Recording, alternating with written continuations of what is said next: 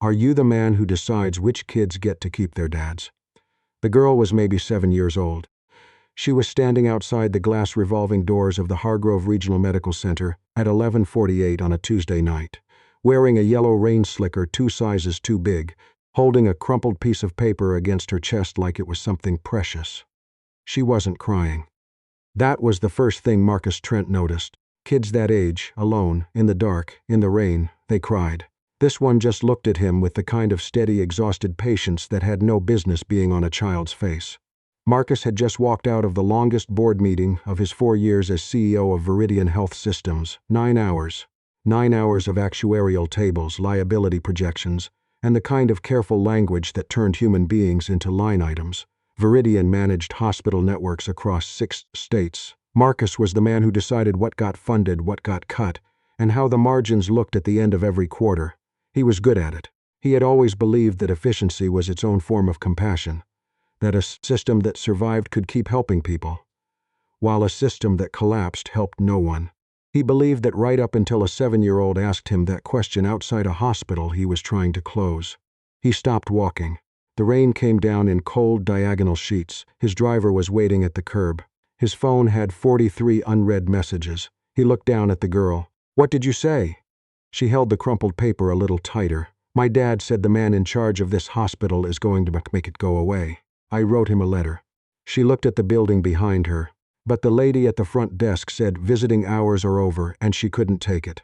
Marcus looked at the paper. It was folded 3 times over, the edges soft from handling. In thick crayon letters on the outside, it read, "To the man in charge."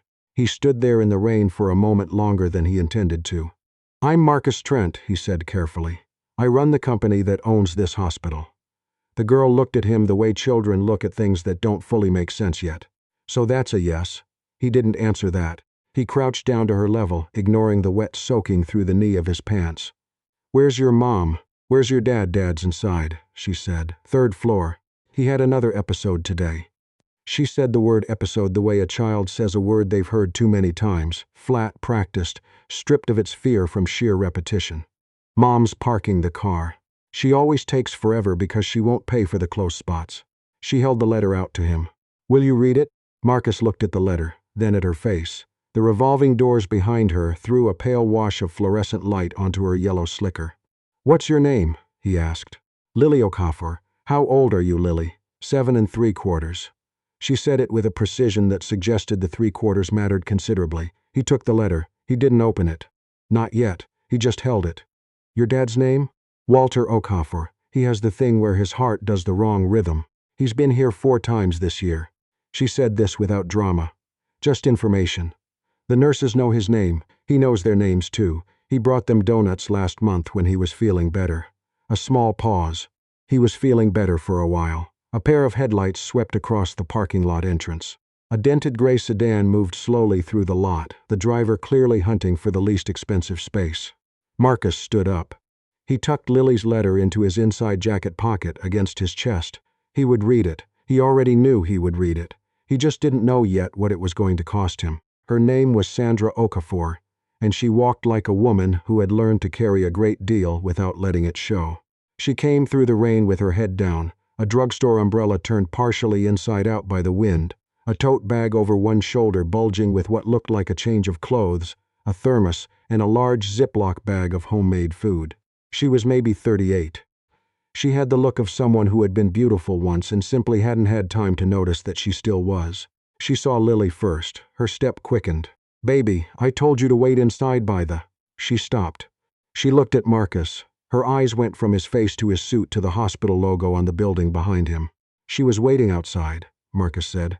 "I came out just as I gave him the letter," Lily said. Sandra Okafor's expression did something complicated. She put a hand on her daughter's shoulder without looking away from Marcus. "You're the Viridian executive. I've seen you in the news. Marcus Trent." "Yes." "The one announcing the service consolidation." "Yes." She didn't raise her voice, that was the thing about her.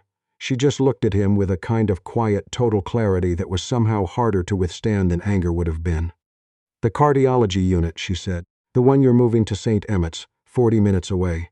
The proposal is to consolidate the cardiac monitoring program too." My husband had an arrhythmia event 6 weeks ago, Sandra said. Her voice was level, precise, like she had prepared this, rehearsed it, made herself say it without shaking. The paramedics got him here in 8 minutes. 8 minutes, Mr. Trent. The cardiologist on call knew his chart, knew his medication history, had him stabilized in under an hour. She paused. St. Emmett's is 40 minutes from our house. 40 minutes. Marcus said nothing. In an arrhythmia event, Sandra continued, the window for intervention without permanent damage is, depending on severity, somewhere between 12 and 25 minutes. She was looking at him steadily. I looked it up. I've had a lot of time to look things up, sitting in that waiting room. Lily reached up and took her mother's hand. Sandra looked down at her daughter for a moment. Something shifted in her face. Not weakness, but the brief involuntary softening of a person remembering why they were fighting. I'm not asking you to lose money, Sandra said, looking back at Marcus. I understand margins. I understand that hospitals consolidate services for a reason. I'm asking you to understand what the math looks like from where I'm standing. She tilted her head slightly. 8 minutes versus 40 minutes. That's the math I live with. Marcus had the letter in his jacket pocket. He could feel it. Can I see him? Marcus asked. Sandra stared at him. I'm sorry? Your husband, Walter. Can I go up with you? For a long moment she didn't move. Why? Marcus didn't have a clean answer for that. He had sat in 9 hours of meetings about Hargrove Regional today. He had looked at utilization rates and per-patient costs and the operational inefficiencies of maintaining a full cardiac monitoring program in a mid-sized facility when a larger hub 40 minutes away could serve the same population more efficiently. He had looked at the numbers until the numbers were all he could see. He was suddenly completely tired of only seeing the numbers. Because I want to understand what I'm deciding, he said. Walter Okafor was a big man made smaller by the hospital bed. He had a broad, handsome face, the kind that was built for laughing, and he was hooked to a cardiac monitor that beeped at steady, reassuring intervals. When Marcus walked in behind Sandra and Lily, Walter looked at the suit first, then at Marcus's face. He was a man who read rooms. You're the Viridian man, Walter said. His voice was deep, slightly rough, but calm. Marcus Trent. Walter didn't look surprised. He didn't look afraid either. He looked like a man who had made his peace with the situation and was simply curious about this new development. Lily give you her letter? She did. Walter smiled at his daughter. I told her it probably wouldn't do any good. Dad, Lily said, climbing carefully onto the chair beside his bed, you also said it definitely wouldn't do any good if she didn't try. That's true, Walter said. I did say that. He looked at Marcus. You want to sit down? Marcus sat. What followed was not what he had expected. Walter Okafor did not beg. He did not perform suffering for the benefit of the man who held his fate. He talked the way a man talks when he has already accepted the worst, and simply wants to be honest before it arrives.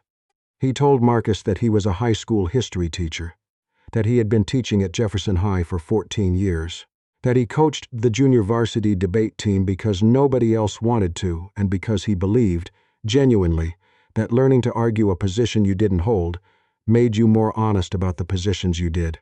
He told Marcus that he had known about his arrhythmia for 3 years, that he took 3 medications daily to manage it, and that twice in the past year the medications had not been enough.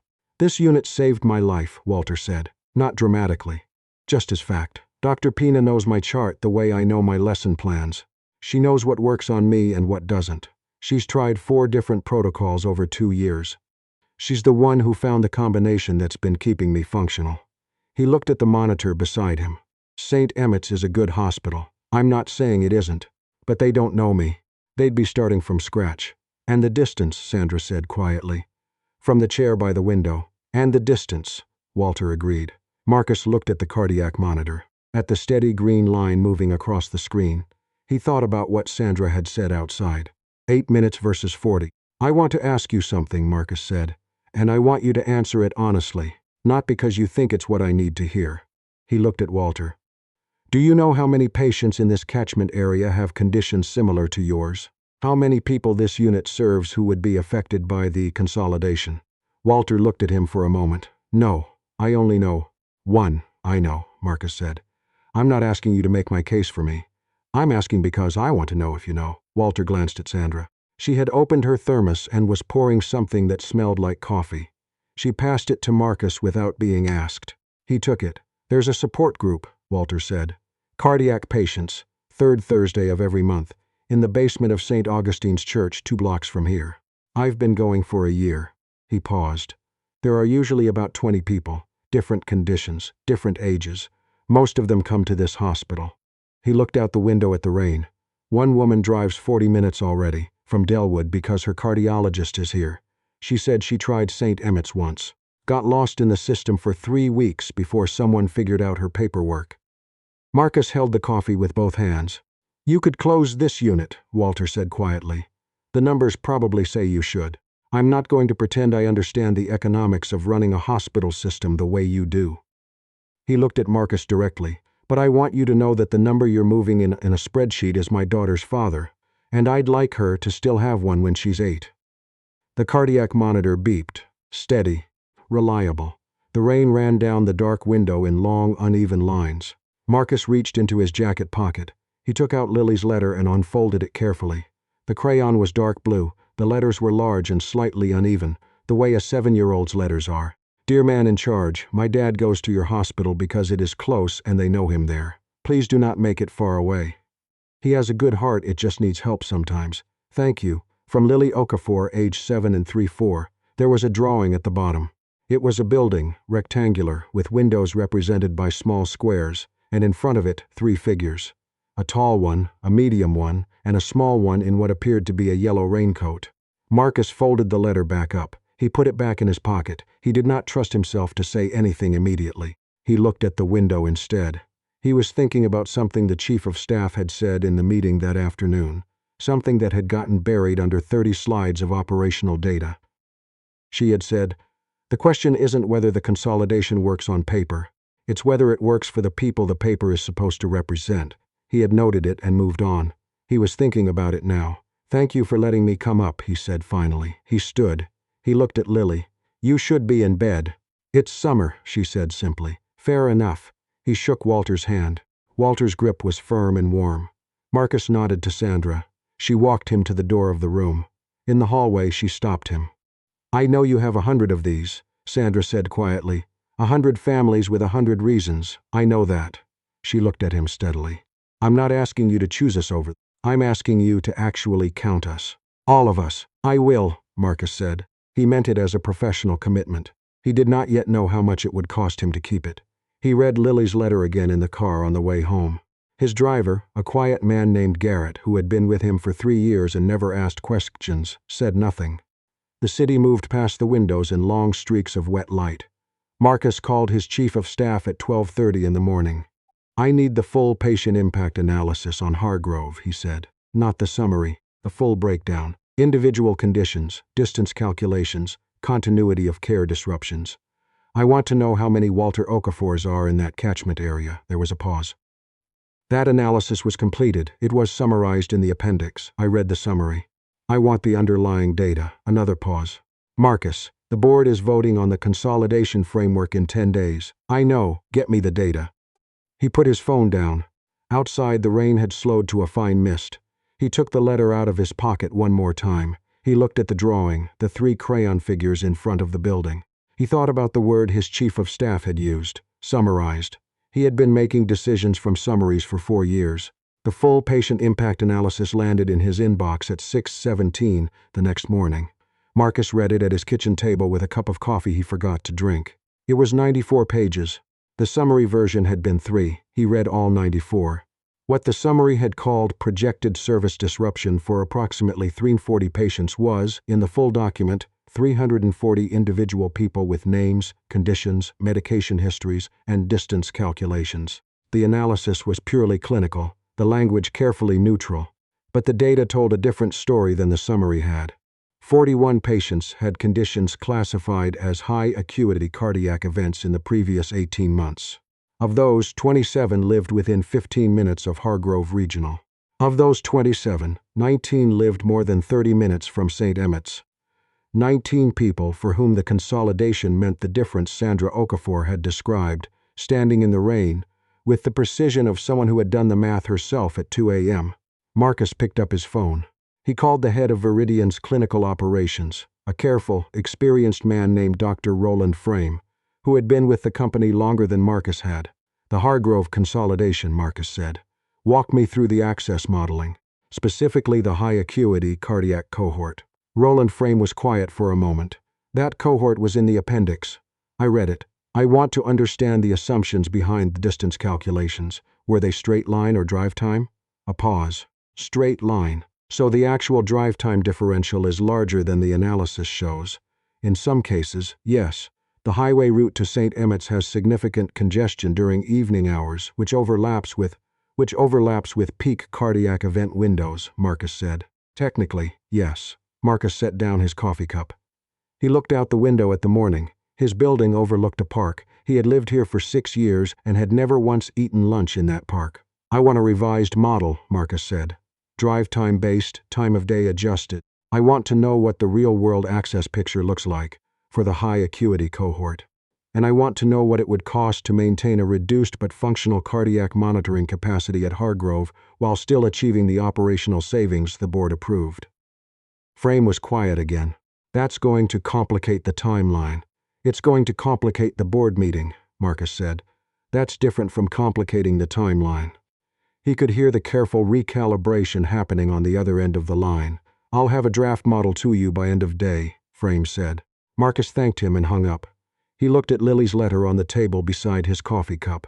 He thought about Walter Okafor's cardiac monitor, the steady, reliable beep of a heart that was still working, in a unit that knew how to help it when it stopped. He opened his laptop and started writing. The Viridian boardroom at 9 in the morning had a particular quality of light, cold, northern-facing, designed to make the glass walls look impressive rather than to be comfortable. Marcus knew this room. He had sat at the head of this table for 4 years. He knew how to read the silences in it, the particular weight of a pause before a vote. He had revised his presentation 3 times since 6 a.m. He had not slept. He stood up before the formal agenda item was called. The board chair, a silver-haired former investment banker named Douglas Whitmore, who had a habit of tapping his pen in perfect rhythm when he was impatient, looked at him with mild surprise. I want to start with something that wasn't on the slide deck, Marcus said. Douglas Whitmore's pen stopped tapping. Marcus pulled up a single slide. It was not a graph. It was not a projection. It was the distance calculation for 27 high-acuity cardiac patients, displayed as a simple map. Hargrove Regional at the center. Each patient's address represented by a dot. St. Emmett's marked in red at the top of the map. Drive time circles at 15 minutes, 30 minutes, and 45 minutes. The consolidation analysis we approved in principle last month was based on straight-line distance modeling, Marcus said. I asked for a drive time adjusted model 2 nights ago. This is what it shows. He walked them through it. He was not emotional about it. He was precise, clinical, methodical, the way he had always been in this room. But the data he was presenting was not the data that had been in the original summary. 19 of our 27 highest acuity cardiac patients would move from a sub-15-minute access window to a 40-minute plus access window under the current consolidation plan, Marcus said. For conditions where intervention timing is clinically significant within a 12-25-minute window, this is not an operational footnote. It is a patient safety variable that was not adequately represented in the materials the board used to approve the framework. The room was quiet. Douglas Whitmore's pen had not moved since the map appeared on screen. What are you proposing? Asked Vera Crenshaw, the board's chief clinical advisor, leaning forward slightly. Marcus clicked to the next slide, a modified consolidation model. We achieve 80% of the projected operational savings by consolidating non-urgent cardiac services to St. Emmett's while maintaining a reduced but functional emergency cardiac monitoring unit at Hargrove. It costs more than full consolidation. It saves less than full consolidation.